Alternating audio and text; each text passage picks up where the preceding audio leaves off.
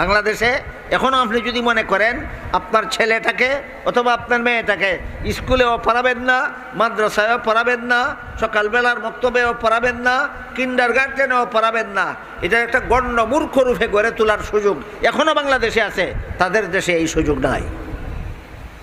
আমার কথা বুঝে থাকলে বলেন, বাংলাদেশের শিক্ষা ব্যবস্থা বেশি শক্তিশালী না ইহুদি খ্রিস্টানদের দেশের শিক্ষা ব্যবস্থা বেশি শক্তিশালী?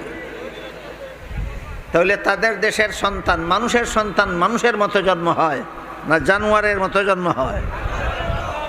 যে দেশের শিক্ষা ব্যবস্থা এত শক্তিশালী, তাদের সন্তান কেন জানোয়ারের মতো জন্ম হয়? শিক্ষার অভাবে না কোরআন শিক্ষার অভাবে?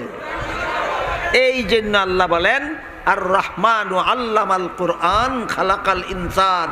দয়াল আল্লাহ মানুষ বানাইয়া কোরআন শিখাইছেন না, কোরআন শিখাইয়া মানুষ বানাইছেন।